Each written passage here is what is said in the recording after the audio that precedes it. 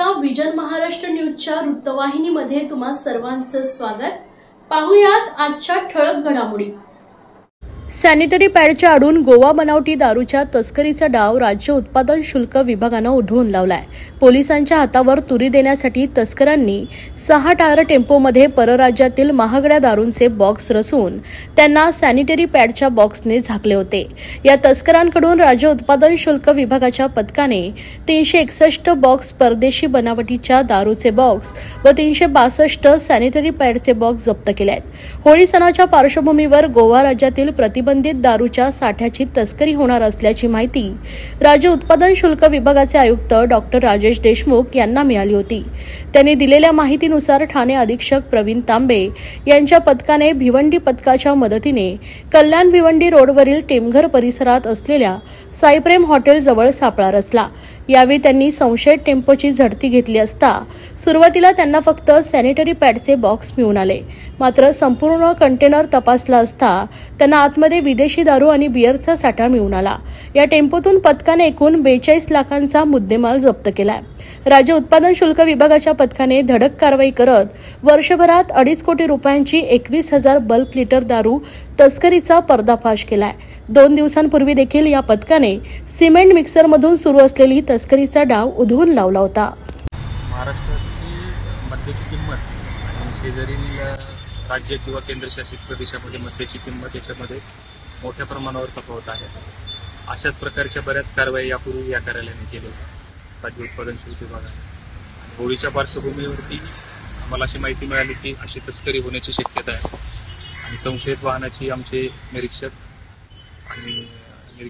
भिवंडी आणि त्यांच्या स्टाफने तपासणी केली असता त्याच्यामध्ये आढळून आलं की सॅनिटरी नॅपकिनच्या आडून गोवा राज्यामध्ये विकण्यासाठी बनवलेली आणि महाराष्ट्रामध्ये प्रतिबंधित असलेली विविध ब्रँडची, अगदी त्याच्यामध्ये व्हॅट 69 पासून DSP ब्लॅक अशा सर्व काही बियर पण अशा सर्व प्रकारची मद्य जवळपास 361 बॉक्सेस आम्हाला ह्या वाहनामध्ये आढळून आले आणि भिवंडी कल्याण रोडवरती हे वाहन आम्हाला आढळून आले। आम्ही ते जप्त केलं आणि त्यानंतर पुढचा तपास आमचे निरीक्षक करतात। होळीमध्ये आतापर्यंत आपण जवळपास 21,000 बल्क लिटर परराज्यातलं मद्य ज्याची किंमत जवळपास 2.5 कोटीच्या आसपास आहे या 2023-24 आर्थिक वर्षामध्ये केले आणि यापुढेही आपण ही मोहीम अशीच राबवणार आहे। याच्यामध्ये प्रामुख्याने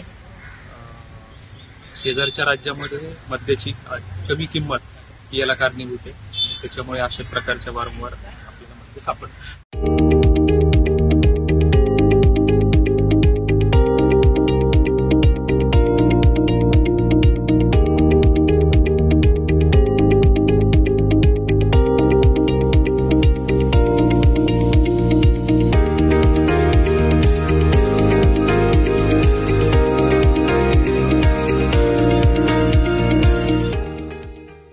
संत परंपरेतील महान योगी, समतेचे प्रतीक, मानवतेचा संदेश देणारे संत शिरोमणी रविदास महाराज यांना विनम्र अभिवादन करतो।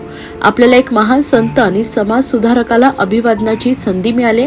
ठाणे महानगरपालिकेच्या सहकार्याने आजचा हा अभिवादन सोहळा होतोय।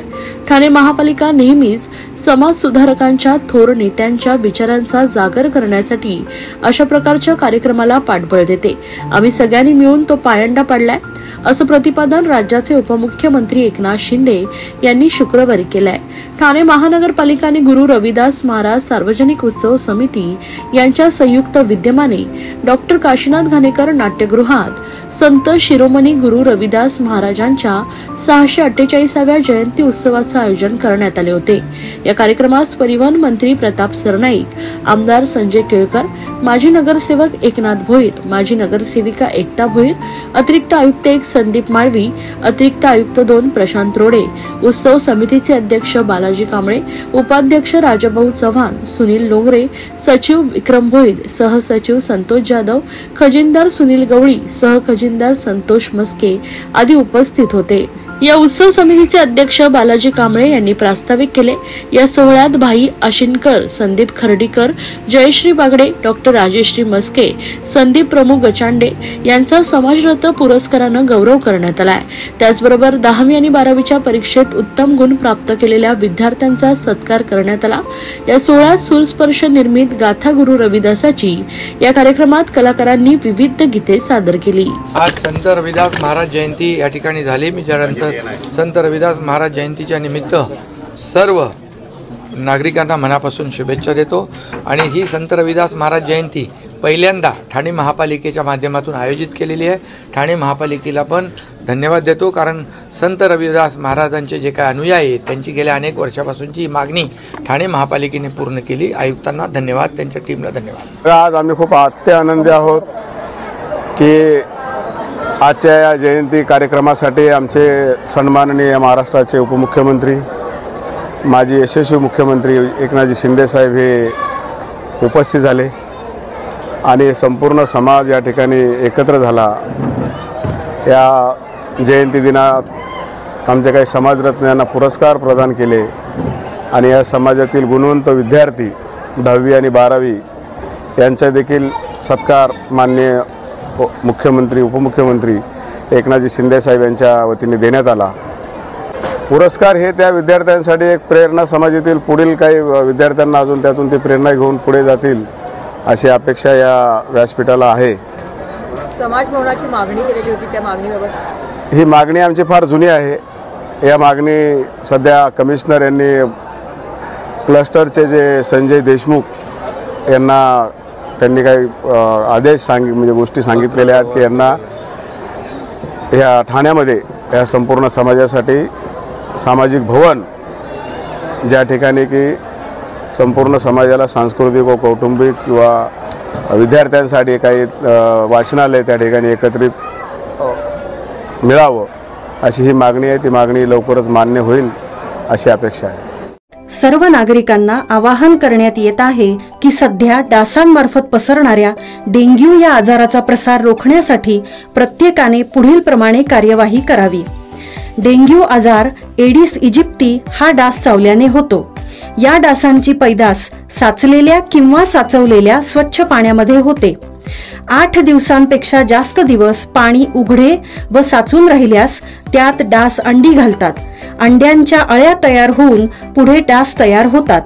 यासाठी आपल्या घरातील पाणी साठे, उदाहरणार्थ बॅरल्स, पिंपे, टाक्या, हौद, रांजणे इत्यादी दर आठवड्याला रिकामे करून घासून पुसून कोरडे करून पुन्हा भरावे। 1 दिवस कोरडा दिवस म्हणून पाळावा। पाणी साठ्यांना घट्ट झाकणे बसवावीत किंवा जुनी साडी, चादर, धोतर यांनी बांधून झाकून ठेवावीत, म्हणजे डास त्यात जाऊन अंडी घालणार नाहीत। घराच्या गच्चीवर, आजूबाजूला, अंगणात कोठेही पाणी साचू देऊ नये। भंगार सामान उघड्यावर टाकू नये, उदाहरणार्थ टायर्स, प्लास्टिक सामान, कुंड्या, टाकाऊ वस्तू इत्यादी। अशा सामानात पावसाचे पाणी साठून त्यात डेंग्यूच्या डासांची पैदास होते। घरातील कूलर्स, फ्रीजच्या पाठीमागील ट्रे हे देखील वेळोवेळी कोरडे करावेत। लक्षात ठेवा, नुसत्या फवारणीने डास घनता कमी होत नाही, तर त्यासाठी डास पैदास ठिकाणे नष्ट करणे ही आपल्या सर्वांची जबाबदारी आहे। कोणताही ताप अंगावर न काढता जवळच्या शासकीय रुग्णालयात मोफत औषधोपचार घ्या। अशा प्रकारे नागरिकांनी सहकार्य केल्यास डेंग्यूचा प्रसार रोखणे सहज शक्य आहे। महाराष्ट्र राज्याचे उपमुख्यमंत्री व शिवसेनेचे मुख्य नेते एकनाथ शिंदे यांच्या मार्गदर्शनाखाली संपूर्ण राज्यात शिवकार्य सदस्य नोंदणी सुरू आहे। याच पार्श्वभूमीवर ठाण्यातील कोपरी अष्टविनायक चौक परिसरात शाखाप्रमुख गणेश मुकादम यांच्या वतीने शिवकार्य सदस्य नोंदणीला प्रारंभ झाला आहे। आगामी काळातील स्थानिक स्वराज्य संस्थांच्या निवडणुका डोळ्यांसमोर ठेवून शिवसेना पक्ष बांधणीच्या उद्देशाने सर्व पदाधिकाऱ्यांनी कंबर कसली आहे। पक्षाला बळकटी मिळावी यासाठी पक्ष संघटन महत्त्वाचे आहे। या अनुषंगाने ठाण्यातील कोपरी अष्टविनायक चौक परिसरात शिवकार्य सदस्य नोंदणीला सुरुवात झाली आहे। या सदस्य नोंदणीत युवा तरुण, महिला, पुरुष वर्ग, ज्येष्ठ नागरिकांचा उत्स्फूर्त असा प्रतिसाद लाभतोय।